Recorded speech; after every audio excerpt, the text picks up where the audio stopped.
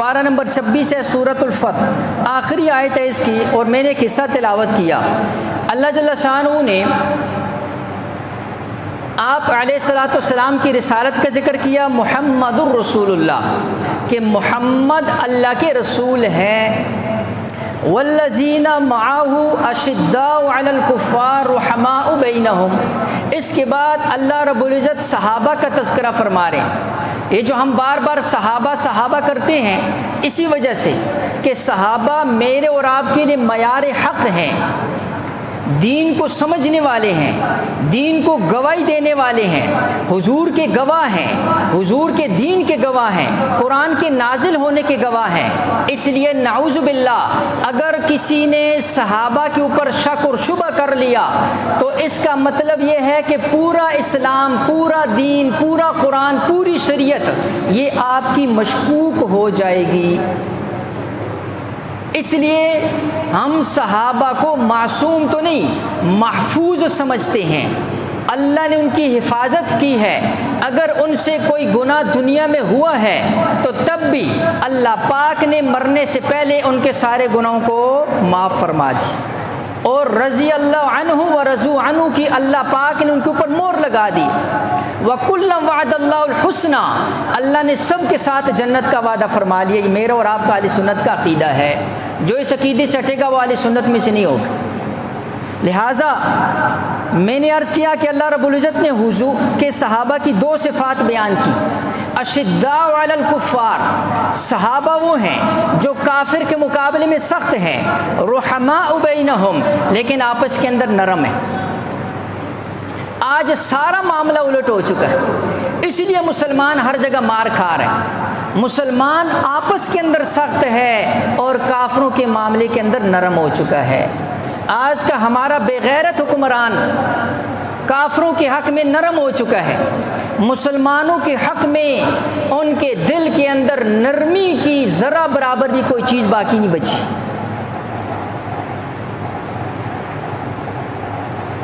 سینکڑوں سالوں سے مسلمان ذبح ہو رہا ہے، لیکن ان کو اپنی حکمرانی کی پڑی ہوئی ہے، اپنی کرسیوں کی پڑی ہوئی ہے، ان کو کوئی پرواہ نہیں ہے مسلمان ذبح ہو یا مسلمان کے اوپر کوئی پریشانی آئی۔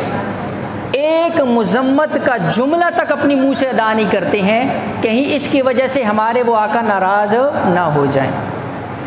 اللہ صحابہ کی صفت بیان کر رہا ہے، جو کافروں کے مقابلے میں سخت تھے، آپس کے اندر نرم تھے، یہ صحابہ کی سب سے بڑی صفت تھی۔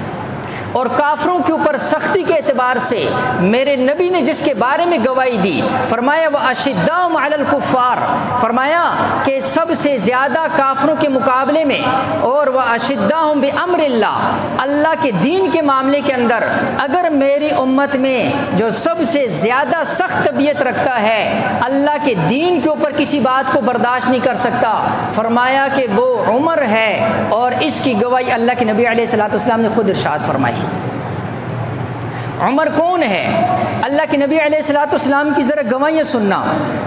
اس سے پہلے ایک اور بات کی تھوڑی سی وضاحت کر دوں، حضرت عمر رضی اللہ تعالیٰ عنہ کی شہادت کی جو تاریخ ہے اس میں اختلاف پایا جاتا ہے، چونکہ سوشل میڈیا کا دور ہے، فتنہ فسادی بیٹھے ہوئے ہیں اور طرح طرح کے فتنے فساد جو ہے نا امت کے اندر پیدا کر رہے ہیں، فرقہ واریت کو ہوا دے رہے ہیں۔ 3 حوالے عرض کرتا ہوں، ابن اسیر جزری رحمہ اللہ، ابو حفص الفلاس رحمہ اللہ، اور حضرت عبداللہ ابن زبیر رضی اللہ تعالیٰ عنہ، یہ تینوں جو ہے نا جنہوں نے اپنی اپنی جگہ پر یہ روایت ذکر کی ہے کہ حضرت عمر رضی اللہ تعالیٰ عنہ ذوالحجہ کے اندر بروز بدھ فجر کی نماز پڑھاتے ہوئے ان کو جو ہے ابو لؤلؤ فیروز مجوسی جو تھا، جو ایران کا رہنے والا تھا، اس نے جو ہے نا اس بدبخت نے حضرت عمر رضی اللہ تعالیٰ عنہ کو زہریلے خنجر کے وار کر کے زخمی کر دیا۔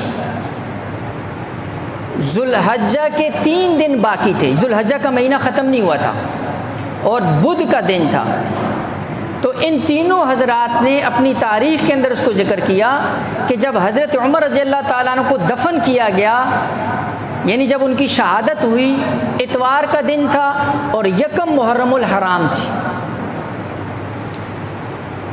دوسرا مشہور قول 26 ذوالحج کا ہے، جس کو بہت سے لوگوں نے ذکر کی ہے.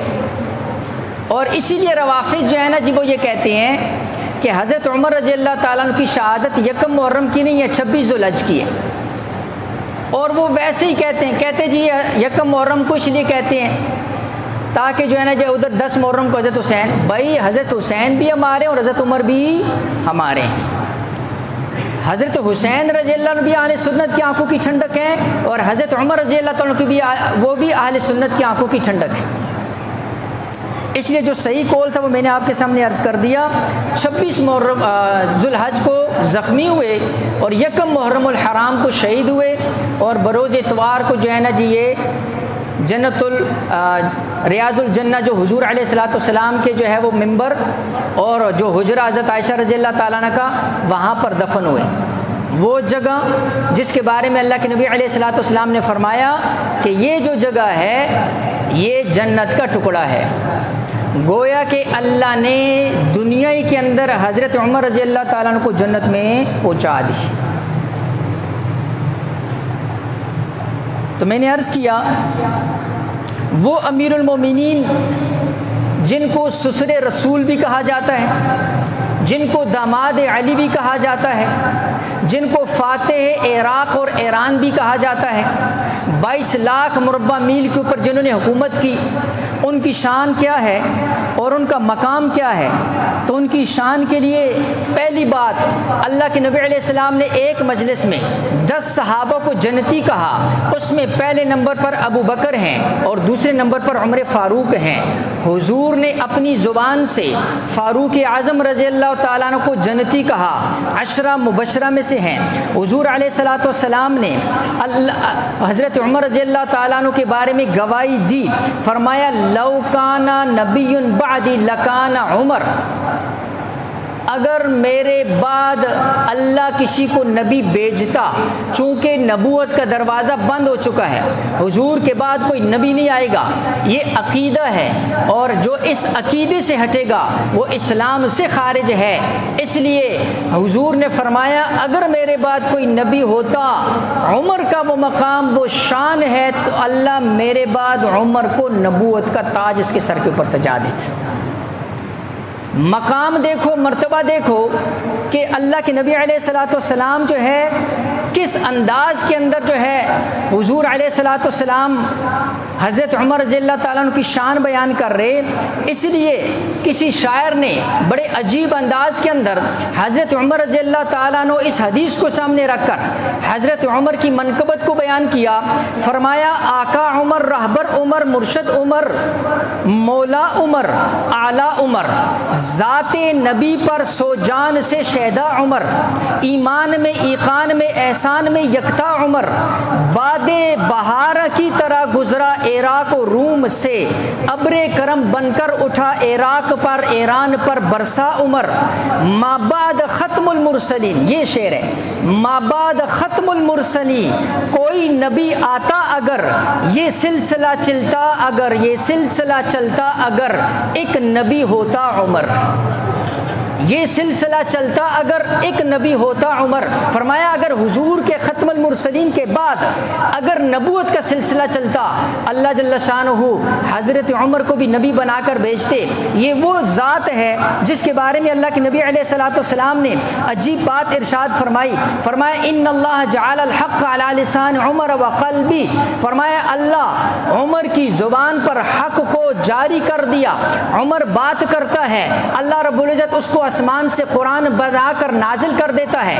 22 مقامات قرآن پر ایسے ہیں، قرآن کے اندر ایسے ہیں، علماء مفسرین نے لکھے ہیں. حضرت عمر نے رائے دی ہے، اللہ کو رائے پسند آ گئی ہے، اللہ نے حضرت عمر کی رائے کو قرآن بنا کر نازل فرما دیا ہے. یہ وہ عمر ہیں جن کی گواہی ایمان کی گواہی، جن کے دین کی گواہی، جن کی شہادت کی گواہی، جن کے جنتی ہونے کی گواہی اللہ کے نبی علیہ الصلوۃ والسلام نے خود ارشاد فرمائی ہے. میں آپ کے سامنے وہ احادیث لے کر آتا ہوں جن کے اندر اللہ کے نبی علیہ الصلوۃ والسلام جو ہے وہ حضور وہ حضرت عمر رضی اللہ تعالیٰ عنہ کے بارے میں گواہی دے رہے ہیں. صحیح بخاری کی روایت کے اندر آتا ہے، ابو سعید خدری رضی اللہ تعالیٰ عنہ راوی ہیں، فرمایا حضور نے فرمایا رات میں نے خواب دیکھا، میرے سامنے لوگوں کو پیش کیا گیا. لوگوں نے قمیصیں پہنی ہوئی تھی, کسی کی قمیص گھٹنوں تک ہے, کسی کی قمیص ناف تک ہے, کسی کی اس سے چھوٹی ہے. لیکن جب میرے سامنے حضرت عمر گزرے ہیں, میں نے ان کی قمیص کو دیکھا ہے, اتنی لمبی قمیص ہے, پیچھے گھسیٹ کر چل رہے ہیں. صحابہ نے عرض کیا, اے اللہ کے نبی, اس کی تعبیر عرض کر دیجئے. حضور علیہ الصلوۃ والسلام نے فرمایا, لمبی قمیص کا ہونا اس کی تعبیر دین ہے کہ اللہ رب العزت نے عمر کو دین کے اندر بھی فوقیت عطا فرما دی. ایمان کی گواہی بھی اللہ کے نبی علیہ الصلوۃ والسلام نے دی ہے. علم کی گواہی بھی صحیح بخاری کی روایت کے اندر آتا ہے. اللہ کے نبی علیہ الصلوۃ والسلام نے فرمایا, رات مجھے دودھ پیش کیا گیا, خواب کے اندر میں نے دودھ پیا, اتنا دودھ پیا اور اس کا اثر میرے ناخنوں کے اندر ظاہر ہو گیا. پھر اس کے بعد میں نے وہ دودھ عمر کو پیش کر دیا. عمر نے وہ پیالہ پیا. صحابہ نے عرض کیا, حضور اس کی تعبیر عرض کر دیجئے. حضور نے فرمایا, یہ علم ہے.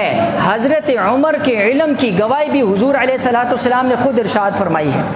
اور حق پر ہونے کی گواہی, ان اللہ جعل الحق, یہ حضرت عمر کے حق پر ہونے کی گواہی بھی زبان نبوت سے مل چکی ہے. اسی طرح حضور کے محبوب ہونے کی گواہی یہ بھی فرمایا کہ جب جو ہے حضرت عمر ابن عاص رضی اللہ تعالیٰ, بخاری کی روایت ہے, انہوں نے حضور علیہ الصلوۃ والسلام سے پوچھا, ای الناس احب الیک, اے اللہ کے نبی آپ سب سے زیادہ کس سے محبت کرتے ہیں؟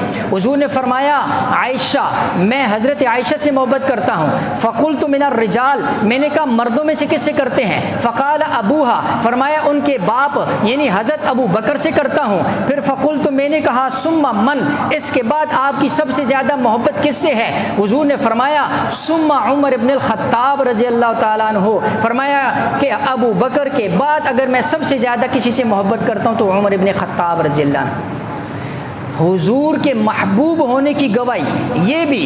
اور فرمایا کہ عجیب بات صحابہ کے بارے کے اندر, حضور علیہ الصلوۃ والسلام نے اسلام کی, کلمے کی, دین کی دعوت دی. صحابہ آئے, انہوں نے کلمہ پڑھا, حضور کے لشکر میں شامل ہوئے.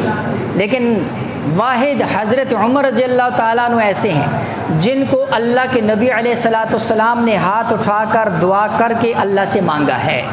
اس لیے حضرت عمر کو مراد رسول کہا جاتا ہے. حضرت عمر کو مراد رسول کہا جاتا ہے.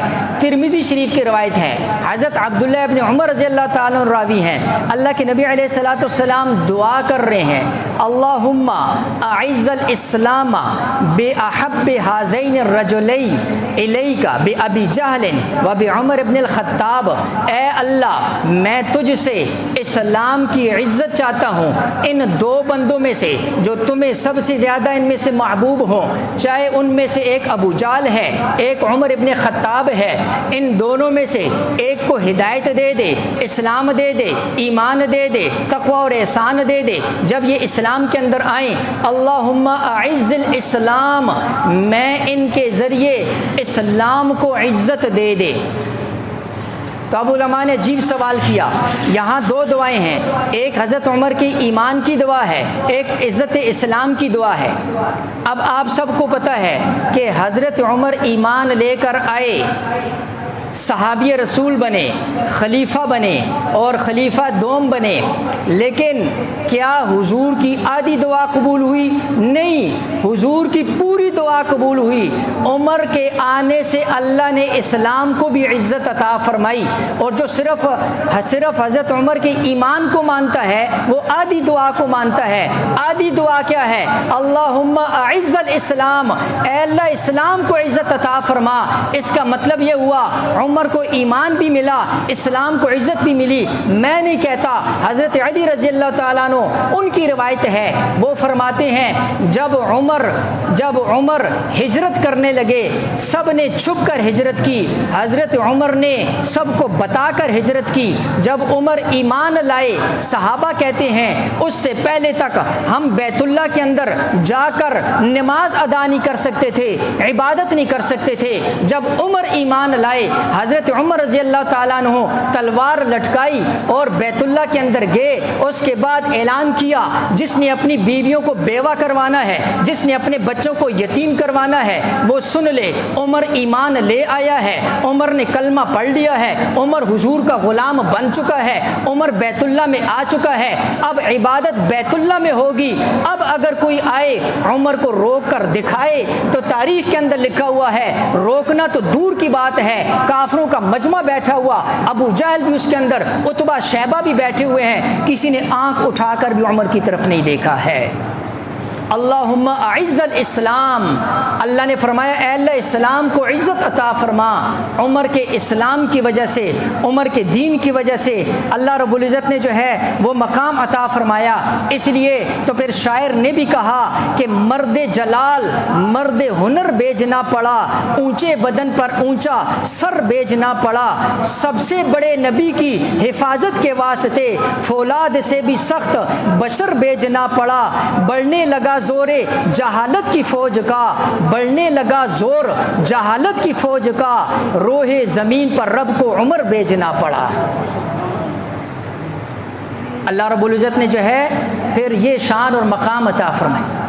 یہ حضور کی زبانی جو ہے ان کو جو ہے یہ اتنے عزت ملی۔ میں نے عرض کیا ایک شان نہیں ہے، ایک مقام نہیں ہے، حضور کی زبانی کیا کیا القاب ملے، سنتے چلے جائیں۔ بخاری شریف کی روایت کے اندر آتا ہے اللہ کے نبی علیہ السلام نے فرمایا لقد کان فیما قبلکم من الامم محدثون فان یک فی امتی احد فانہ عمر، فرمایا پہلی امتوں کے اندر بنی اسرائیل کے اندر محدث آتے تھے۔ محدث کس کو کہتے ہیں؟ محدث اس بندے کو کہا جاتا ہے جس کے ساتھ فرشتے ہم کلام ہوتے ہیں، محدث اس کو کہتے ہیں جس پر الہام ہوتا ہے، محدث اس کو کہتے ہیں جس کے دل میں اللہ بات کو القاء کرتا ہے۔ حضور خود فرما رہے، صحیح بخاری کی روایت کے اندر ہے، بنی اسرائیل کے اندر محدث آئے ہیں، ان پر القاء ہوتا تھا، ان پر الہام ہوتا تھا۔ حضور نے فرمایا میری امت کے اندر ایک ہی ہے، وہ عمر ابن خطاب ہے۔ یہ حضور خود گواہیاں دے رہے ہیں۔ اور اسی طرح میں نے آپ کے سامنے کہا دین کے معاملے میں بھی سخت ہیں۔ حضرت علی کی روایت کے اندر آتا ہے، حضرت علی فرماتے ہیں میں حضور کے ساتھ بیٹھا ہوا تھا، میں اور حضور ہیں، تیسرے ہمارے اللہ ہیں، میں اور حضور ہیں، تیسرے ہمارے اللہ ہیں، درمیان میں اور کوئی بھی نہیں تھا۔ فرمایا سامنے سے عمر اور ابو بکر گزرے، حضرت عمر اور ابو بکر گزرے، حضور کی نظر دونوں کے اوپر پڑی۔ حضور نے فرمایا ہذان سیدا کہول اہل الجنہ من الاول والآخرین الا النبیین والمرسلین، فرمایا یہ جو دونوں جا رہے ہیں، یہ ابو بکر اور عمر جا رہے ہیں، اللہ نے ان دونوں کو نبیوں کے علاوہ اولین اور آخرین کا جتنے اوپر کے درجے کے بڑی عمر کے عمر رسیدہ جنتی ہوں گے، اللہ نے ان سب عمر رسیدہ جنتیوں کا حضرت آدم سے لے کر حضرت عیسیٰ تک جتنے بھی عمر رسیدہ جنتی پھر حضور تک اور قیامت تک جتنے بھی آئیں گے، ان سب کا سردار اللہ نے ابو بکر اور عمر کو بنا دیا ہے۔ حضرت علی جو ہے اس کے راوی ہیں، اور بخاری شریف کے روایت کے اندر آتا ہے اللہ کے نبی علیہ الصلوۃ والسلام نے فرمایا والذی نفسی بیدی یا ابن الخطاب، اے ابن خطاب اس ذات کی قسم جس کے قبضے میں میری جان ہے، ما لقیک الشیطان سالکا فجا قط الا سلک فجا غیر فجک، فرمایا کہ اے عمر جس راستے پر تو چلتا ہے اس ذات کی قسم جس کے قبضے میں میری جان ہے، شیطان بھی وہ راستہ چھوڑ کر ہٹ جاتا ہے۔ آج بھی وہ شیاطین ہیں جو عمر کا نام سن کر بھاگنا شروع کریں، جن کو عمر کا نام سن کر سوئیاں چبھتی ہیں، جن کو عمر کا نام سن کر بغض ہوتا ہے، جن کو عمر کا نام سن کر تکلیف ہوتی ہے، اس لیے کہ شیطان کو بھی تکلیف ہوتی ہے۔ یہ باطنی شیطان ہیں، ان کے ظاہر پر نہ جاؤ۔ جو عمر کا نام سن کر بدبخت اس کو تکلیف ہو، سمجھ جاؤ کہ یہ بھی حقیقت کے اندر اسی شیطان کی ذریت کا ہے، یہ اسی شیطان کی نسل کا ہے۔ حضور نے فرمایا رات میں نے خواب دیکھا، خواب کے اندر محل دیکھا، باہر ایک عورت بیٹھی ہوئی ہے، بڑا خوبصورت محل، دل چاہ اندر جاؤں، میں نے پوچھا کس کا ہے، مجھے بتایا گیا عمر ابن خطاب رضی اللہ تعالیٰ عنہ۔ فرمایا عمر تیری غیرت سامنے آ گئی ورنہ اندر جا کر دیکھ لیتا۔ حضرت عمر رونے لگے، فرمایا اللہ کے نبی میرے ماں باپ آپ پر قربان، میں آپ پر غیرت کیسے کر سکتا۔ یہ وہ عدل و انصاف کیسا تھا۔ آخری بات اب عرض کرتا ہوں، امام باقی نے السنن الکبریٰ کے اندر یہ واقعہ ذکر کیا ہے۔ حضرت عمر کو دور خلافت ہے، بازار کے اندر گئے، مختصر کر اونٹ دیکھے بڑے صحت مند فربا قسم کے. غلام سے پوچھا کس کے ہیں؟ کہا آپ کے بیٹے عبداللہ ابن عمر کے. حضرت عبداللہ ابن عمر کو بلایا, کہا یہ اونٹ آپ کے ہیں؟ کہا جی میرے ہیں. کس لیے کھڑے ہیں؟ بیچنے کے لیے. کہا جی اتنے فربا ہیں, یہ کہاں پر چر رہے تھے؟ یہ کہاں پر چر رہے تھے؟ انہوں نے عرض کیا سرکاری چراگاہ کے میں یہ چر رہے تھے. حضرت عمر رضی اللہ تعالیٰ نے کہا سرکاری چراگاہ کے اندر تو غلاموں نے بڑی خدمت کی ہوگی, اس لیے کہ امیر المومنین کے بیٹے کے اونٹ ہیں, انہوں نے دوسروں سے چارہ بھی زیادہ کھلایا ہوگا, مالش ملش بھی زیادہ کی ہوگی, اس لیے اب عمر کا فیصلہ سنو, ان اونٹوں کو بیچو اور جتنے پر تم نے خریدے تھے مہینہ 2 مہینے جب بھی اتنی قیمت اپنی جیب میں ڈالو اور جتنا بھی نفع ہو اس کو سب کو بیت المال کے اندر جمع کرو, اس لیے کہ وہ جو چراگاہ ہے وہ اس میں ساری رعایا کا حق ہے, اس میں امیر المومنین کے صرف بیٹے کا حق نہیں ہے. کون کرتے ایسے؟ آج دیکھو نا سارا بوجھ غریبوں کے اوپر, جتنا خون چوس سکتے ہیں ان سے نکالو, ایک ذرہ برابر ان کی عیاشی میں کمی نہیں آتی, ایک ذرہ برابر. سنا ہے جن پہلوں کو 20 ٹکٹ جہاز کے فری دیتے تھے, اب چونکہ ہم اور زیادہ غریب ہو چکے ہیں اس لیے اب ان کو 30 ٹکٹ فری ملیں گے جہاز کے, زیادہ غریب ہو گئے. پہلے 20 ٹکٹ فری جہاز کے, اب 30 ہو گئے. حکمران تو اس کو کہتے ہیں, ریاست مدینہ تو یہ ہے, حکمرانی اس کو کہتے ہیں, عدل اور انصاف اس کو کہتے ہیں. اس لیے تاریخ کے اندر کوئی ایسا بادشاہ نہیں گزرا ہوگا کہ جب باہر سے ایک وفد آیا اور انہوں نے جب پوچھا عمر کہاں ہوں گے, کسی نے کہا جاؤ دیکھو ادھر بیت المال کے اونٹوں کے پاس. جب وہاں پر گئے دیکھا حضرت عمر رضی اللہ تعالیٰ نے کپڑے بدلے ہوئے ہیں, کام والے کپڑے پہنے ہوئے ہیں, بیت المال کے اونٹوں کی خود ہی مالش کر رہے ہیں اور زخمی اونٹوں کے اوپر خود ہی مرہم پٹی لگا رہے ہیں. کہا یہ رعایا کا حق ہے, عمر سے اس کے بارے میں پوچھو گی. تاریخ مدینہ دمشق جلد نمبر 44 علامہ ابن عساکر رحمہ اللہ نے اپنی اس کتاب کے اندر یہ واقعہ لکھا ہوا ہے. فرمایا کہ حضرت عمر رات کو گشت کر رہے, ایک گھر کے قریب سے گزرے, بچے کے رونے کی آواز دستک دی, بھائی بیوی بچے کو نہ رلاؤ, کیوں رلا رہی ہے, چپ کرو. پھر آگے گئے, واپس ہے بچہ رو رہا 2-3 دفعہ, تو اس کو تو نہیں پتا عمر ہے.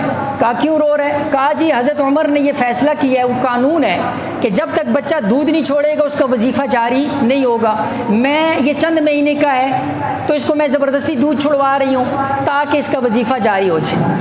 حضرت عمر تو نے واپس آئے, صبح کی فجر کی نماز میں صحابہ فرماتے اتنا روئے کہ پچھلے والوں کو آواز چلی گئی. نماز کے بعد خطبہ دیا اور قوم سے خطاب کیا. فرمایا اللہ عمر کے حال پر رحم کرے, عمر نے کیوں ایسا قانون بنایا, پتہ نہیں عمر کے اس قانون کی وجہ سے کتنے بچے بھوکے ہلاک ہو چکے ہوں. آج سے عمر کا فیصلہ یہ ہے جو بچہ جس دن پیدا ہوگا اسی دن سے جو ہے نا جس کا وظیفہ جاری کیا جائے گا. یہ حکمران, یہ رعایا کا خیال کرنے والے. قات سالی کا زمانہ آیا, امام ابن سعد جیسے ابھی قات سالی ہے,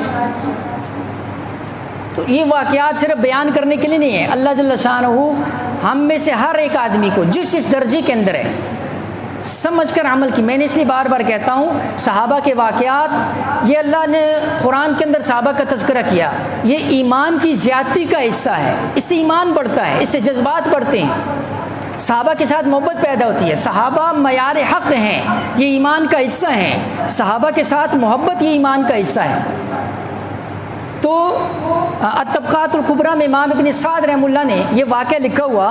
18 ہجری حضرت عمر کے دور خلافت قات سالی پڑی, باہر سے لوگ ہجرت کر کے مدینہ آنے لگے, یہاں کچھ مل جائے, تو 10,000 مجمع جمع ہو گیا مدینہ کے اندر, کھانے پینے کے لیے کچھ بھی نہیں. حضرت عمر رضی اللہ تعالیٰ عنہ روزانہ 20 اونٹ ذبح کرتے, دسترخوان لگاتے, جب تک وہ قات سالی رہی مفت جو ہے نا جن کو کھانا تقسیم کیا. لیکن اس سے اگلی بات کیا ہے کہ جتنا عرصہ قات سالی رہی حضرت عمر رضی اللہ تعالیٰ عنہ نے کبھی بھی اپنی دسترخوان پر اچھی چیز کو استعمال نہیں کی. زیتون ترک کر دیا, شہد ترک کر دیا، اور جو بھی اس طرح کی جو چیز تھی، جب کسی نے کہا کہ حضرت بیمار ہو جائیں گے، فرمایا میرے رعایا کے پاس کھانے کے لیے کچھ نہیں ہے تو میں کیسے کھا سکتا ہوں، جو چیز وہ کھائیں گی وہی چیز امیر المومنین بھی کھائے گا۔ اس کو عدل و انصاف کہتے ہیں۔ تو ابھی تو پھر اللہ رب العزت نے جو ہے 22 لاکھ مربع میل 22 پیوند کے ساتھ جاتے ہیں، اور بیت المقدس کی چابیاں حوالے کر دی جاتی ہیں۔ جنگ نہیں ہوئی ہے، تاریخ پڑھو ذرا، جنگ نہیں ہوئی ہے، صرف حضرت عمر گئے ہیں، ایک غلام کو ساتھ لے کر گئے ہیں، ایک غلام کو ساتھ، کوئی فوج نہیں تھی، کوئی ایٹم نہیں چلائے، کوئی لاکھوں کی فوج نہیں ہے، ایک عمر گئے 22 پیوندوں کے ساتھ، انہوں نے یہ تھالی میں چابیاں رکھ کر پیش کر دیں۔ آج ذرا کہو نا، 57 اسلامی ملک، لاکھوں کی فوج، جب ان کا دل چاہے عورتوں پر جو ہے نا جی، بوڑھیوں کے اوپر کتوں کو چھوڑ دیا جاتا، کچھ ظلم کی انتہا دیکھو، اور ایسے ظالم ہیں کہ ساتھ کیمرے نصب کر دیتے ہیں تاکہ اور زیادہ مسلمانوں کو جو ہے نا جی تکلیف، ایک ایک کی بوٹی کو وہ نوچتے ہیں۔ 57 اسلامی ممالک، کوئی ایک تو ذرا منہ سے بولے تو صحیح نا، کتنا کیا ہے یہ؟ تو میں نے عرض کیا کہ یہ جب ایسا عدل و انصاف ہوگا تو حضرت عمر رضی اللہ تعالیٰ عنہ کا جب، تو پھر جو ہے نا جی کفار کیوں نہیں آج بھی ان کے نام سے جو ہے نا جو خوف کھائیں گے۔ تو میں نے عرض کیا